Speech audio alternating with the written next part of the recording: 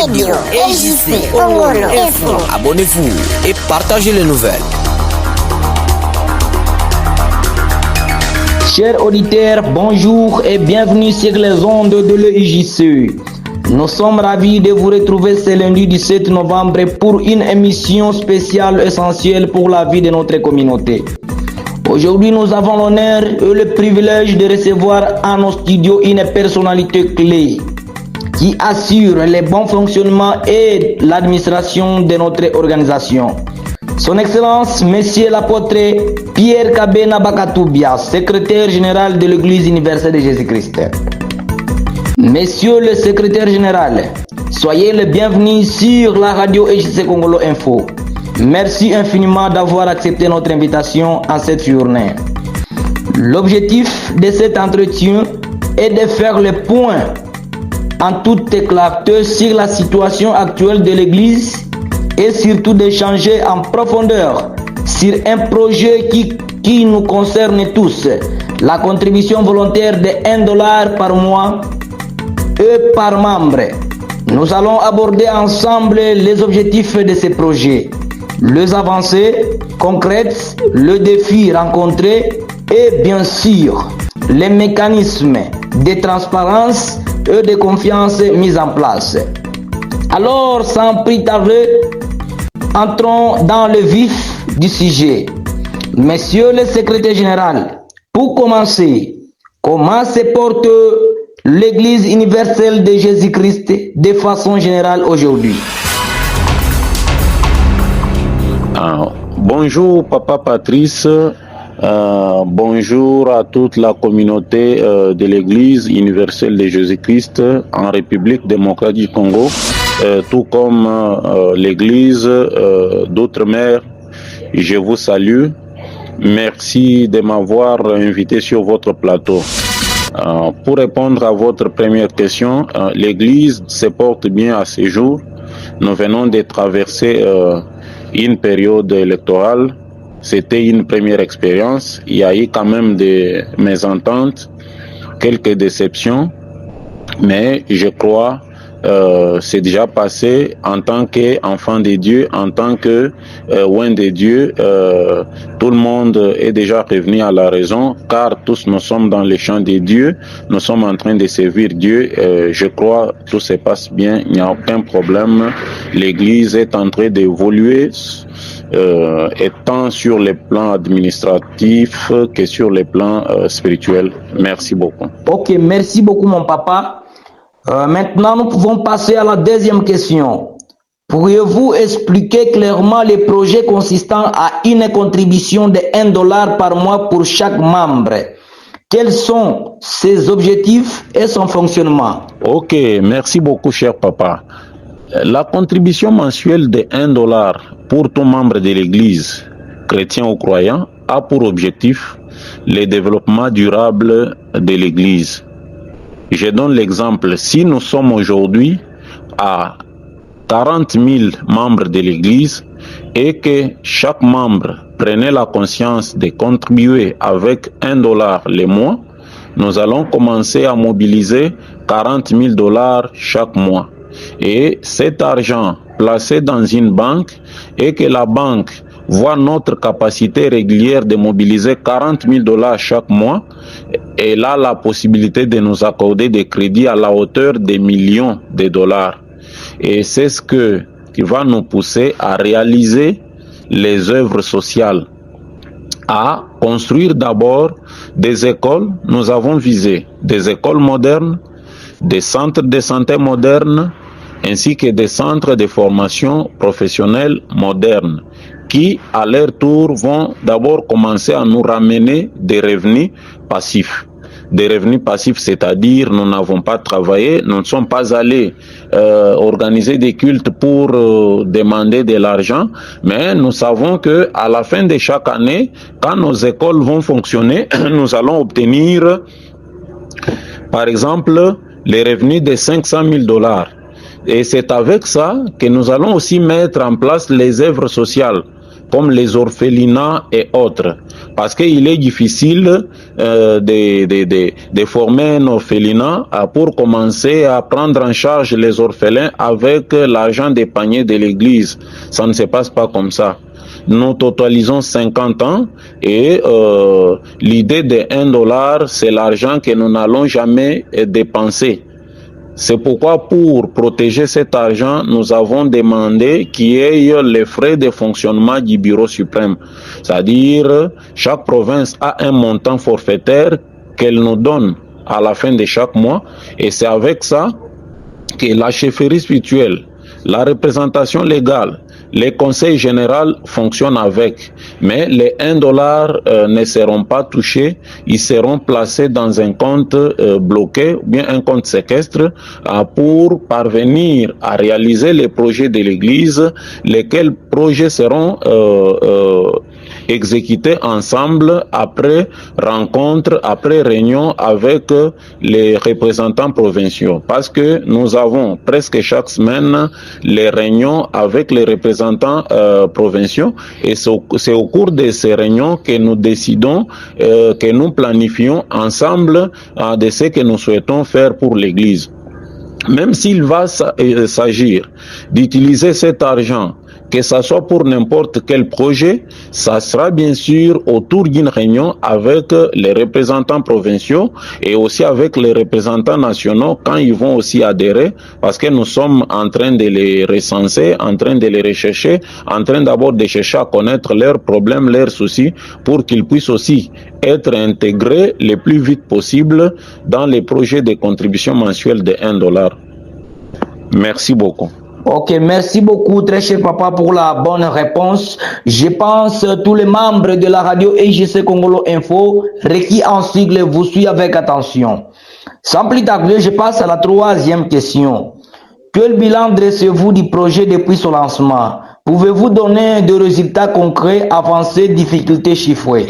Merci beaucoup, cher papa, pour la question. Les bilans, nous avons commencé avec ces projets depuis le mois de juillet. On a eu le temps de sensibiliser, le temps de convaincre. Comme vous savez, dans notre église, un tel projet doit vraiment avoir des temps. Nous avons eu personnellement, j'ai eu à parler avec les représentants régionaux quand nous étions à la pyramide. Et c'est au mois de septembre que nous avons décidé de commencer. Nous avons commencé la contribution de $1 avec un effet rétroactif reprenant les mois de juillet, août et septembre. Et jusque-là, sur les 12 provinces, nous avons la province du Kasaï occidental, jusque-là $0. La province du Lualaba a donné 1 170 000 francs congolais.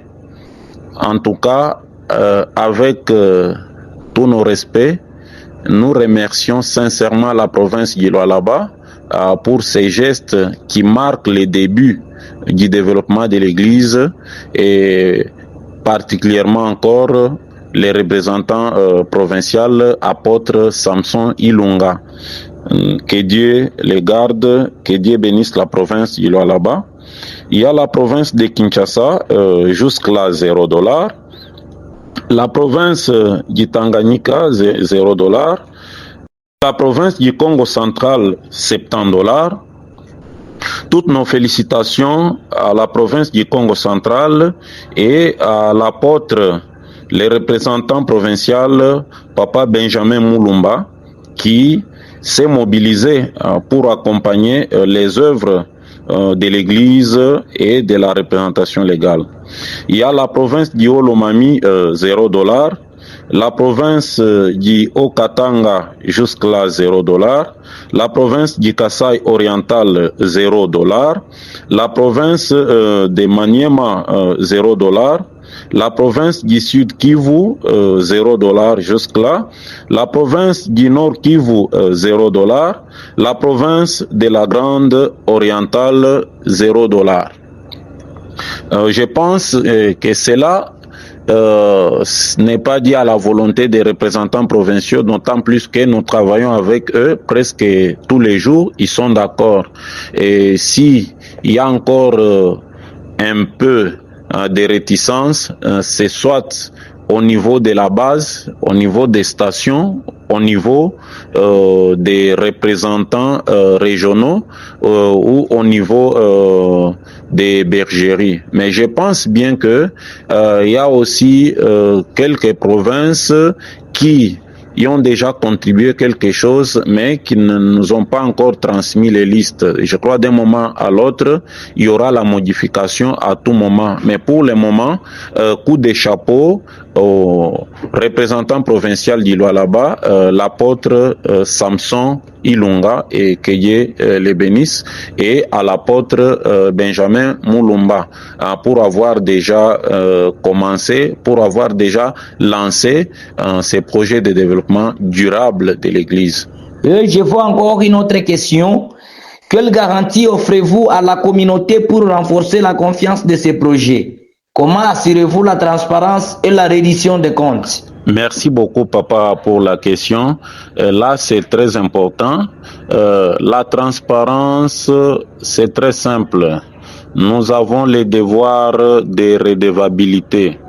Cela signifie chaque mois, nous allons communiquer les montants versés par chaque province et nous en faisons la totalité.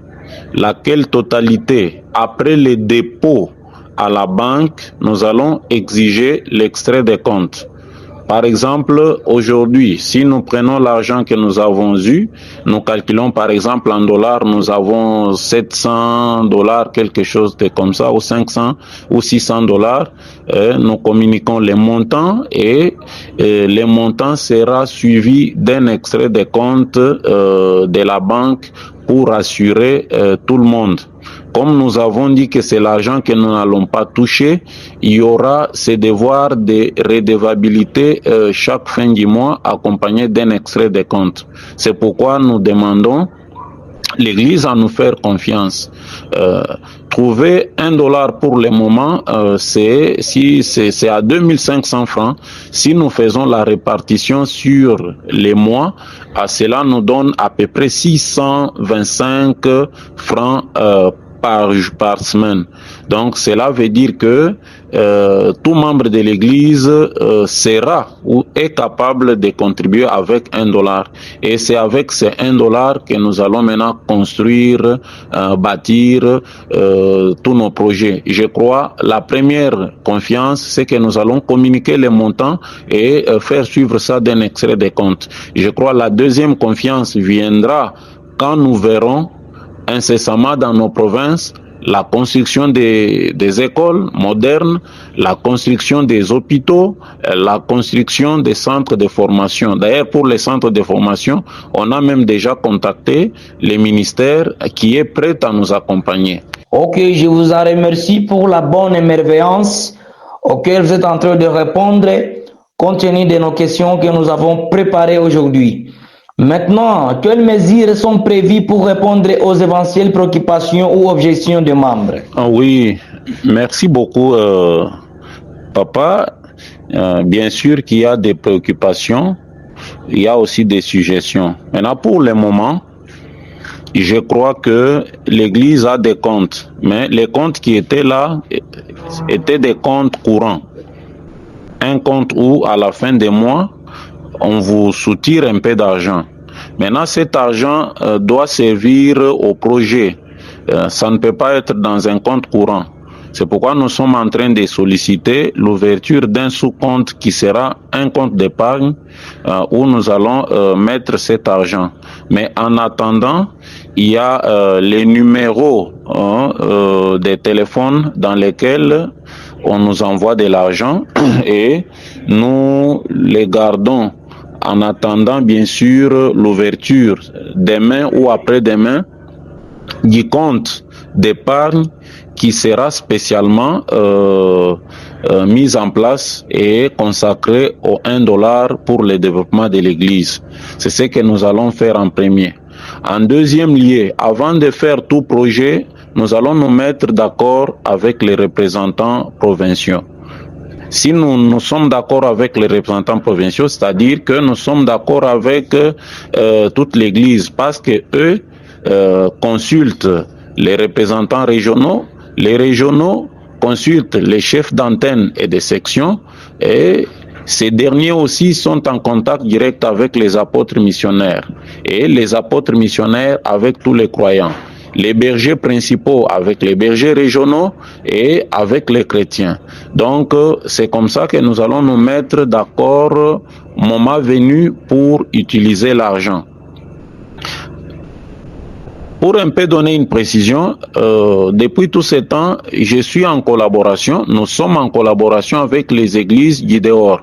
Pour ne pas citer les noms, il y a une église que vous voyez en train de construire des grands temples, des grands hôpitaux, des grandes écoles, et comment elles fonctionnent. C'est seulement avec les 1 dollar, ils ont eu à collecter un montant de 10 millions de dollars qu'ils ont donné à la banque comme un dépôt à terme. Et le dépôt à terme, c'est que vous donnez l'argent auquel vous n'allez pas toucher pendant une année, et on va vous le retourner avec les intérêts. Et maintenant, les dépôts à terme qui donnent constituent leur garantie. C'est-à-dire, ils ont donné 10 millions de dollars comme dépôt à terme, et maintenant eux demandent à la banque 6 millions de dollars de crédit. Et avec les 6 millions de dollars de crédit, ils ferment les yeux, ils construisent, ils font des projets. Et à l'entretemps, l'Église continue à donner les 1 dollar chaque mois. Et dès qu'on arrive à terme, on trouve que l'argent, les 1 dollar donnés, n'ont pas suffi à rembourser les crédits des 6 millions. La banque va retrancher la différence dans les 10 millions qui étaient placés comme dépôt à terme. Et il travaille très calmement seulement avec les 1 dollar, pas avec les contributions spéciales. Et c'est la chose que nous allons en tout cas mettre en place demain.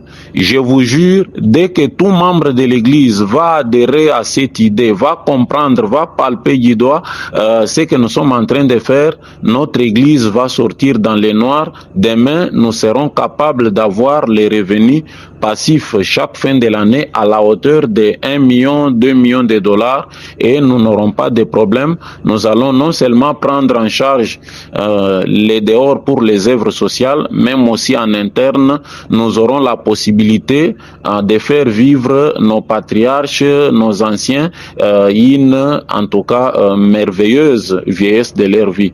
Tout ça, nous sommes en train de travailler là-dessus. L'Église peut nous faire confiance. Ok, merci beaucoup, papa. Si je regarde au bulletin de questions, je pense nous arrivons à la dernière question. Quel message final souhaitez-vous adresser aux membres de l'Église et la communauté en général? Merci beaucoup, papa. Les mots de la fin, c'est de dire à tout membre de notre Église, chrétien, quelle que soit la génération, première, deuxième, troisième, quatrième génération, et la première promotion de la quatrième génération, que nous avons la parole spirituelle, nous avons le Saint-Esprit. Ça, c'est déjà une garantie. Mais pour ce qui est du développement matériel, nous n'avons pas besoin de recourir à l'esprit ni à la parole, et nous n'avons pas encore besoin de réinventer la roue. Les églises Gideor ont une organisation à laquelle nous pouvons nous référer et nous bâtir aussi tout en ayant la parole et le Saint-Esprit. C'est pourquoi nous vous demandons, où que vous soyez, à vous approprier d'abord les contributions de 1 dollar. Partout où vous êtes, informez à votre frère que nous sommes aussi capables de devenir comme les autres églises Gideor. Nous sommes aussi capables de réaliser de grandes choses, ne serait-ce qu'avec les 1 dollar mensuel, ne serait-ce qu'avec 650 francs par semaine par membre de l'Église. C'est ce que je demande à tout le monde de ne pas être obsédé par ce que nous voyons les autres faire, mais d'être sûr que nous aussi, nous sommes déjà une très grande Église. Il nous suffit tout simplement d'adhérer à cette organisation, d'être optimiste et d'avoir toute la conviction. Demain seulement, après-demain, notre Église sera chiffrée en plusieurs millions de dollars et nous n'aurons pas encore besoin de recourir des fois au culte intempestif, au panier de façon intempestive pour réaliser des projets minimes. Et Dieu va bénir notre Église. Que Dieu vous bénisse.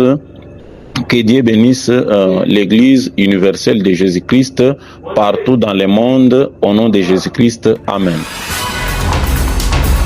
Très chers auditeurs et auditrices de la radio EJC Congolo Info, Reiki en sigle. Nous sommes venus presque à la fin de l'interview. Monsieur le secrétaire général, l'apôtre Pierre Kabena Bakatoubia, nous arrivons au terme de cet entretien extrêmement enrichissant. Nous vous remercions très sincèrement pour le temps précieux que vous nous avez accordé, pour la clarté et la transparence avec lequel vous avez répondu à l'ensemble de nos questions et de celles de la communauté, notamment concernant les projets de contribution à $1. Ces éclaircissements sont vitaux pour renforcer la confiance et l'engagement de tous les membres. Chers auditeurs, nous espérons que cet échange vous apporte toutes les informations nécessaires. Continuons de prier pour notre Église et de soutenir sa vision. Merci encore à vous, Monsieur le secrétaire général, et merci à vous, chers auditeurs, de votre fidélité sur la radio EJC Congolo Info. Restez branchés pour la suite de nos programmes. C'était votre présentateur, Papa Patrice G4.1 depuis la ville de Kongolo en République démocratique du Congo, province du Tanganyika. À la prochaine édition.